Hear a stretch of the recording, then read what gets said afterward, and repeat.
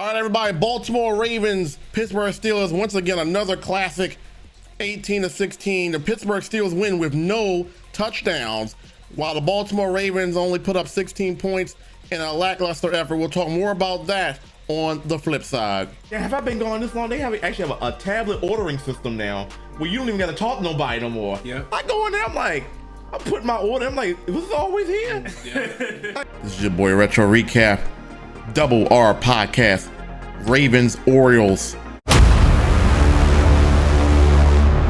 All right, everybody, welcome into the Double R Podcast show. Pittsburgh Steelers again defeat the Baltimore Ravens 18-16. Let's go over the numbers here. Russell Wilson, the winning quarterback, 23 of 36, 205 yards, no touchdowns, one interception. He got sacked 4 times for 24 yards. Lamar Jackson, his worst game of the year. He's having an MVP-like season, but he did not have an MVP-like game. 16 of 33, 207, a touchdown and an interception. Derrick Henry, 13 carries, 65 yards, a touchdown again. He's scored a touchdown every game this season. Najee Harris, 18 carries, 63 yards. George Pickens, who was the focal point of the Steelers offense, 8 catches, 89 yards. The high man for the Ravens, likely 4 catches, 75 yards. The Steelers, as I mentioned earlier, did not get into the end zone. All their points came off of field goals. But the reason why the Steelers are a good team is because they play balanced football. They punt the ball when they need to go, when they need to punt. They go for it when they need to go for it. They kick the field goal when they need to kick the field goal. Chris Boswell made 6 field goals in this game. That is the difference of this game. If Justin Tucker made one of the field goals that he attempted 3 on the day. If he just made one of the field goals in this game, that is the difference in this game. The Ravens would have 19 points. Obviously, I know football does not work that way, but Justin Tucker was 1 of 3 on field goals today. Boswell was 6 of 6. So that is the difference in this game. Lamar Jackson played his worst game of the year. Steelers defense is really good. And anybody that plays Lamar Jackson multiple times, you've seen Lamar Jackson, you know what he's about. It's going to be a tough fight. Teams that don't see Lamar Jackson often, he tears them up. It's just that simple. Did Russell Wilson have a good game? No, but he was a good game manager. The Najee Harris and Warren got the yards they need. How many yards did Warren have? 9 carries for 41 yards. Warren balled out. Najee Harris, tough runs. He only averaged 3.5 yards a carry, but they were tough yards. So that's the key. The biggest issue for the Baltimore Ravens is penalties. How many penalties did the Ravens have in this game? Let's get the numbers here. I mean, because the penalties and the missed field goals is what this game comes down to. The Ravens had 12 penalties for 80 yards. Steelers had 7 penalties for 45 yards. So if you combine the penalties, 12 penalties, the missed field goals, and 3 turnovers, 2 fumbles, and the interception by Lamar Jackson in the 4th quarter where Justice Hill caught the ball and it got ripped out of his hands, you're not going to win the game when you have 12 penalties, 3 turnovers, and 2 missed field goals. As good as this Ravens offense has been, you're not going to get the job done like that. Steelers, only 1 turnover. They did have 7 penalties, but they made all their field goals. Ravens, 329 yards total offense. Steelers, 303 yards. As I mentioned, 3 turnovers to 1. Time of possession. The Steelers had the ball for 36 minutes. Meanwhile, the Ravens only had the ball for 28 minutes. That's your ball game right there. You possess the ball more. You make the key runs. You don't turn the ball over, and you make all your field goals. And in a grinded out game like we got today, you knew it was going to come down to what team protects the ball, what team has the ball. Mike Tomlin is not a gambler like Zach Taylor. He's not a gambler like Sean Payton. He plays complementary football. He plays smart football. How many times did the Steelers get in 4th and 1, whereas weeks past with Sean Payton and Zach Taylor, they went for it? Whereas Mike Tomlin says, we'll punt the ball. Our defense is good. We'll punt the ball on 4th and 1. Another turning point in the game. The Ravens played good defense in that final 2 minutes of the first half. Steelers once again 4th and 1. They punt the ball. Ravens with 30 seconds to go. They throw a play to Isaiah Likely. Short game, conservative play. Isaiah Likely fumbles the ball. The Pittsburgh Steelers got a field goal out of that. In a game like this where points are at a premium, you need to make sure that you don't make mistakes like that. Those 3 points, if you just take with those 3 points right there, the Ravens win this game. So it is like points come at a premium in these kind of games.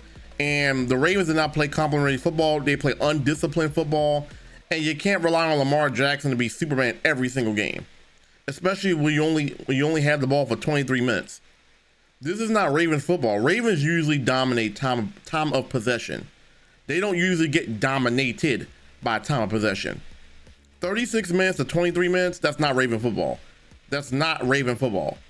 That's not how we get down. And that's ultimately what caused the turning point of this game. Missed field goals, turnovers. I mean, Lamar Jackson is probably gonna have a good game next week. Lamar Jackson was due for one bad game. He's having an MVP-like season. He's gonna have one bad game. That interception is not on him though. So he'll get credited with an interception, but that interception was not on him. Yeah, could he have thrown the ball a little further out where it was more of a Justice Hill stretch his arms out and catch it? Sure. But that interception is not on Lamar Jackson. So, good job to the Pittsburgh Steelers. You advanced to 8-2 on the year, and you will be playing, who do you guys play next? The Cleveland Browns on the road, and the Baltimore Ravens will be playing the Los Angeles Chargers. This game was for first place.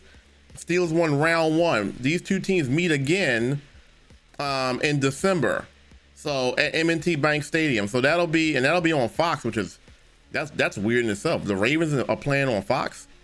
Ravens Steelers on Fox. They gave us Ravens Steelers on CBS, and then they gave us Ravens. Okay, that'll be interesting. See if the Ravens get a little bit of revenge in that game. Anyway, congratulations to the Pittsburgh Steelers. They advanced to 8-2. Ravens dropped to 7-4. Both teams got it. Both teams are going to be going on the road. Ravens are going to go to LA, and Pittsburgh is going to go to Cleveland. And we'll see where both these two teams stand when they have that rematch in December.